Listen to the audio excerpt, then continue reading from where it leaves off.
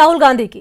किसान आंदोलन के बीच राहुल गांधी कांग्रेस को मजबूती देने के लिए किसान नीति पर लगातार काम कर रहे हैं। राहुल अपनी इस रणनीति के तहत मरुधरा के दौरे पर आ रहे हैं। राहुल राजस्थान से पूरे देश को संदेश देंगे। देखिए आखिर क्या है राहुल गांधी की ये नीति इस रिपोर्ट में। किसान पंचायत में राहुल दिखाएंगे दम। नाराज किसान और जाटलैंड पर फोकस। राहुल की राजनीति। राहुल गांधी पहले से लोकसभा से विरोध कर रहे हैं किसान बिलों का, और राहुल गांधी से इतना डरते क्यों हैं? राहुल गांधी को या कांग्रेस को बीजेपी से सर्टिफिकेट की जरूरत नहीं है। अब तो बीजेपी को साबित करना होगा कि देश की जनता का उनके पास समर्थन है या नहीं है। करीब 3 महीने से आंदोलन पर बैठे किसान बजट सत्र के बावजूद केंद्र के साथ चल रही संवादहीनता से नाउम्मीद हुए तो कांग्रेस को अपनी खोई ताकत फिर से पाने का फॉर्मूला दिखने लगा।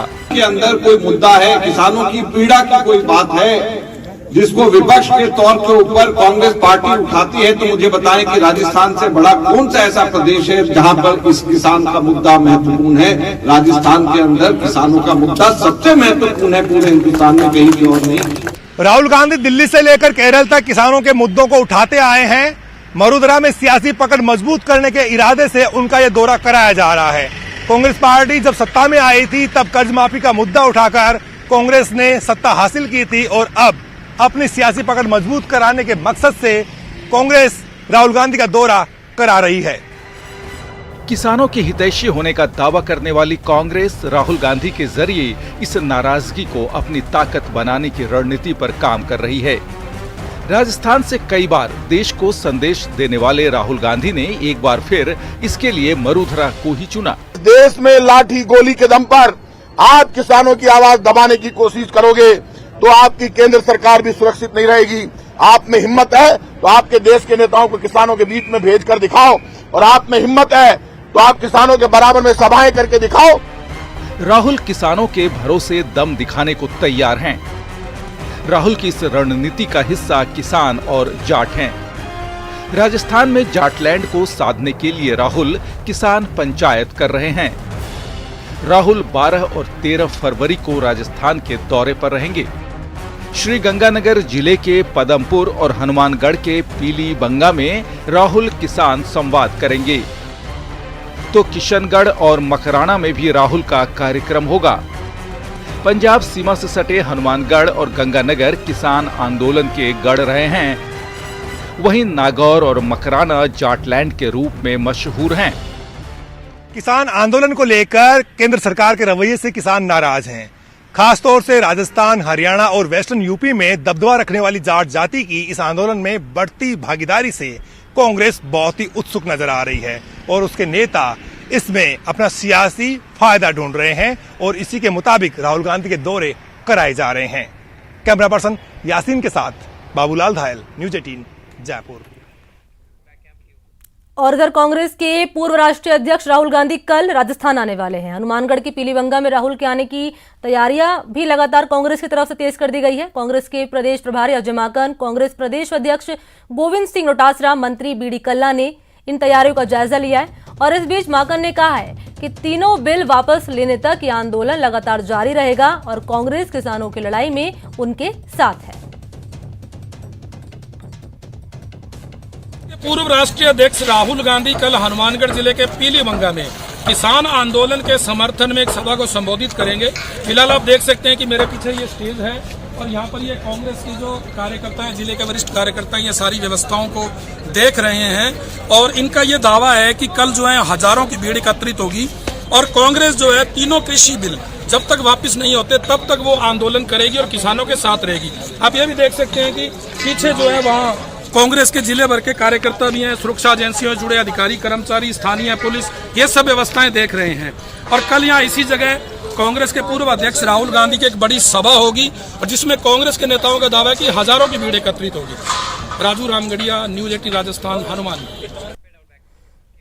और इधर श्री गंगानगर में कांग्रेस नेता राहुल गांधी का पदमपुर में दौरा करने का भी कार्यक्रम है। दौरे को लेकर कांग्रेस कार्यकर्ताओं में भारी उत्साह देखने को मिल रहा है। कांग्रेस विधायक राजकुमार गौड़ ने कहा है कि राहुल गांधी के दौरे के बाद न केवल किसान आंदोलन को मजबूती मिलेगी, बल्कि कांग्रेस कार्यकर्ताओं में भी उत्साह का संचार होगा। अखिल भारतीय कांग्रेस कमेटी के पूर्व राष्ट्रीय अध्यक्ष कल श्रीगंगानगर जिले के दौरे पर हैं, जहां वो पदमपुर में किसान आंदोलन को समर्थन देते हुए किसान सभा को संबोधित करेंगे। राहुल जी गंगानगर और हनुमानगढ़ जिले में आ रहे हैं कल, और राहुल जी को प्रोग्राम को लेकर किसान सम्मेलन कह दीजिए, किसान संवाद कह दीजिए, किसान पंचायत कह दीजिए, दोनों जिलों में केवल कांग्रेसियों में नहीं आम लोगों में भारी उत्साह है।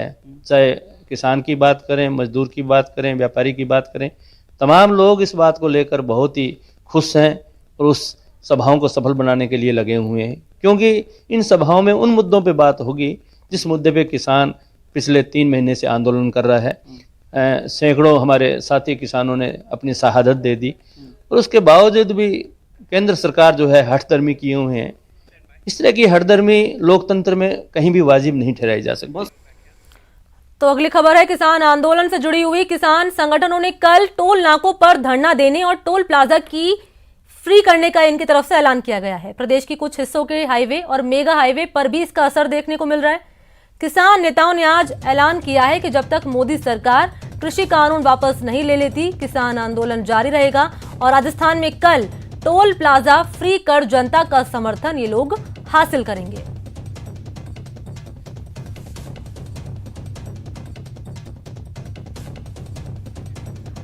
तो संवाददाता बाबूलाल धायल ने किसान नेताओं से बातचीत की है, सुनिए। कृषि कानूनों के विरोध में राजस्थान में भी कई जगह किसानों ने टोल बंद करने का फैसला किया है। इसका असर क्या होगा ये तो कल ही देखने को मिलेगा, लेकिन मेरे साथ में कुछ किसान नेता हैं जो विधानसभा के बाहर मुझे मिले हैं, उनसे मैं बात करता हूं। ये कह रहे हैं कल हम टोल बंद करा देंगे।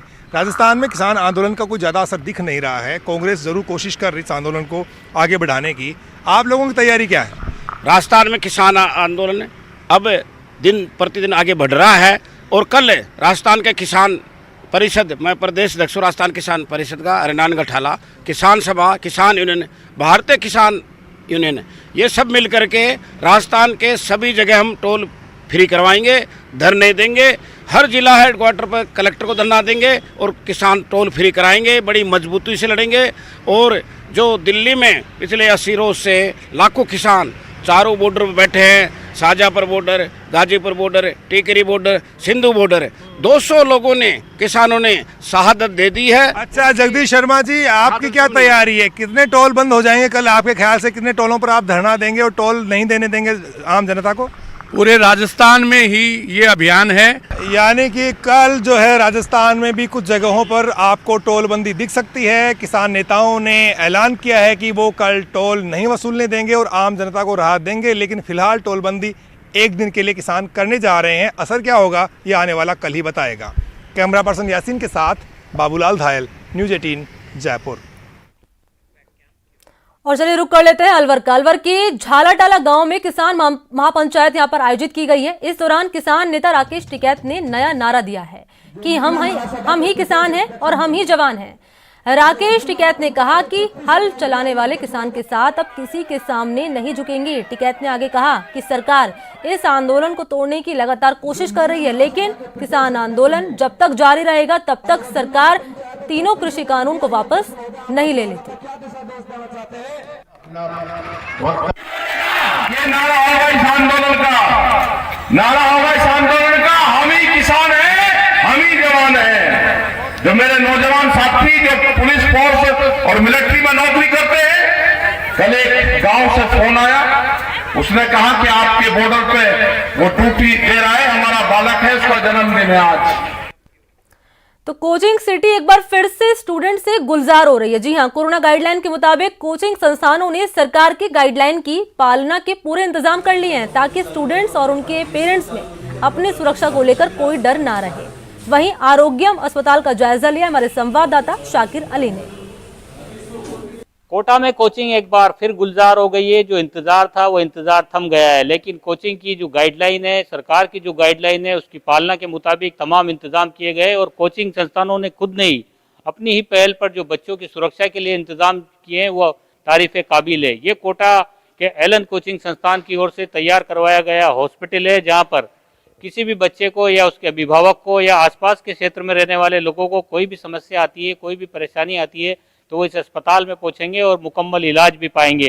बाकायदा यहाँ पर जो है भर्ती करने की भी सुविधा की गई है। इसके साथ साथ विशेषज्ञ चिकित्सक यहाँ पर अपनी सेवाएं देंगे ताकि किसी भी बच्चों को, अभिभावकों को इस बात का अंदेशा न रहे कि हमारा बच्चा जिस शहर में अपना करियर बनाने के लिए गया है वो किसी बीमारी की चपेट में आ जाए, क्योंकि कोरोना काल है और कोरोना के वक्त में कोटा ने 50,000 से ज्यादा बच्चों को सुरक्षित अपने घर पहुंचाकर एक ऐतिहासिक काम किया था और उसी ऐतिहासिक काम के चलते वापस से कोचिंग सिटी कोटा में बच्चे आने लगे हैं। तो स्वास्थ्य का भी उनका ख्याल रखना है। मैं बात करने की कोशिश करता हूँ यहाँ हॉस्पिटल की जो इंचार्ज है। मैडम, क्या सुविधा यहाँ पर मिलेगी बच्चों को और अभिभावक कितने संतुष्ट होंगे इस काम से? अगर किसी भी बच्चे को कोई भी छोटी मोटी समस्या होती है या बुखार, खांसी या दिन भर कोई एडमिशन की बात होती है तो एलन ने एक अस्पताल अपना शुरू करा है। उसमें हम निशुल्क ओपीडी सुविधाएं प्रशिक्षित डॉक्टर्स के द्वारा देंगे और बीच बीच में कैंप्स भी लगाएंगे। तो और भी अगर स्पेशलिटी में बच्चे को कहीं भी कोई परेशानी हो तो उसे हम निशुल्क पूरा करेंगे। शाकिर अली, न्यूज़ 18 कोटा।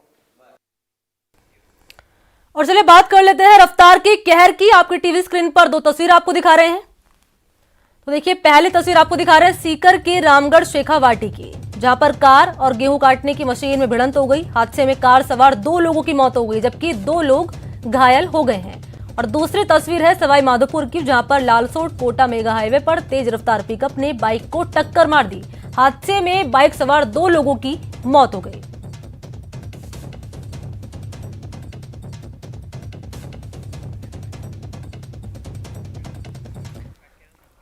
और रुक कर लेते हैं भीलवाड़ा का। भीलवाड़ा के करेड़ा उपखंड में गुर्जरों का खेड़ा में एक परिवार को समाज से बहिष्कृत करने के मामले में पुलिस ने 11 लोगों के खिलाफ केस दर्ज कर लिया है और 10 लोगों को गिरफ्तार भी कर लिया है। आरोपियों की जमानत पर मजिस्ट्रेट ने समाज सुधार का शपथ पत्र भी लिया है। एसडीएम ने जानकारी देते हुए कहा है कि मामले में अगर कोई दोषी पाया जाता है तो उनके खिलाफ कार्रवाई की जाएगी। और झूठे शपथ पत्र के मामले को लेकर सलमान की बहन अलवीरा जोधपुर पहुंची। हालांकि कोर्ट में फैसले के वक्त वो मौजूद नहीं थी। कोर्ट से सलमान को राहत मिलने के बाद अलवीरा अधिवक्ता हस्तिमल सारस्वत के घर पहुंची, जहां पर अलवीरा ने सारस्वत को दोनों अपीलों में जीत पर खुशी व्यक्त करते हुए उनको बधाई दी। वहीं सलमान और लंबित अन्य मामलों को लेकर उन्होंने चर्चा भी की।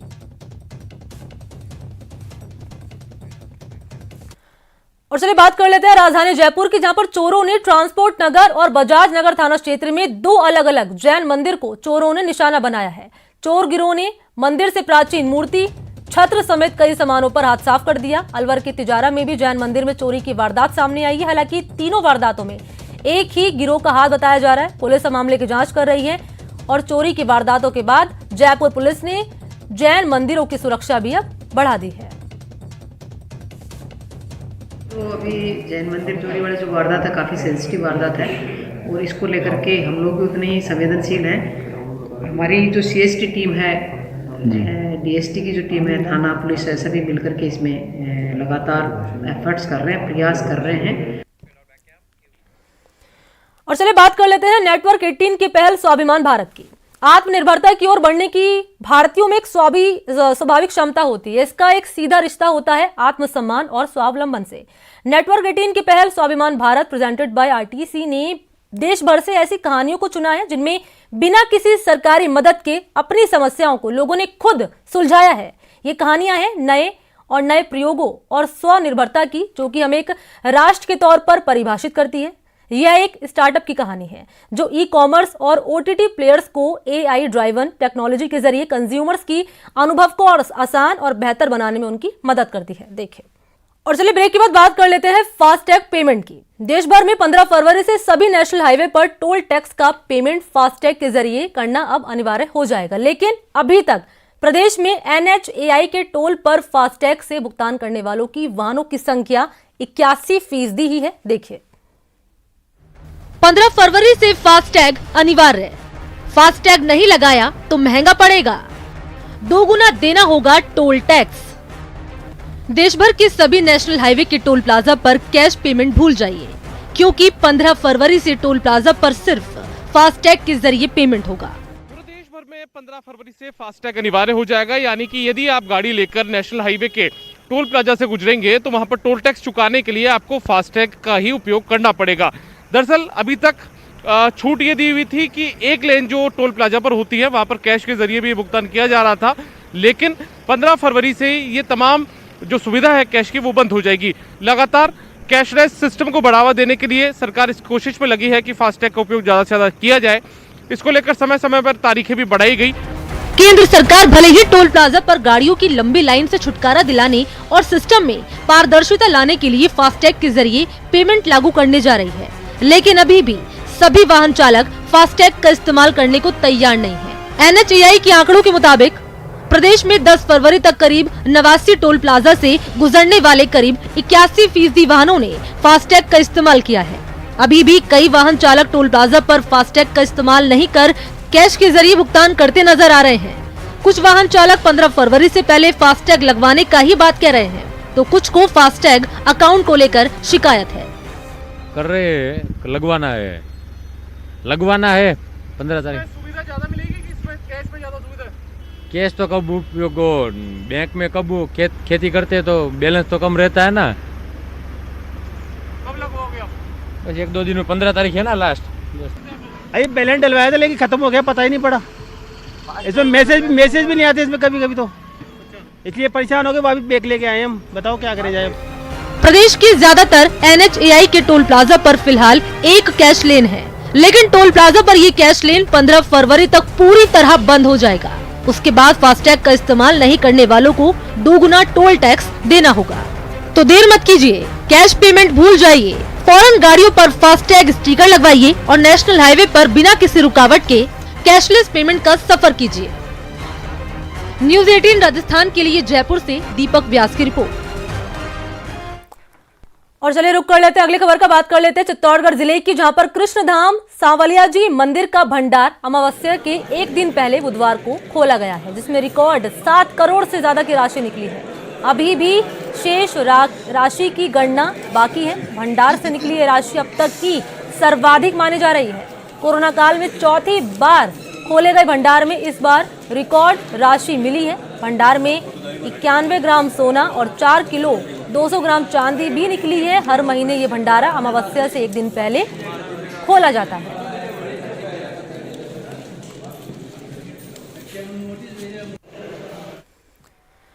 तो चलिए इसी के साथ इस बुलेटिन में इतना ही। नमस्कार।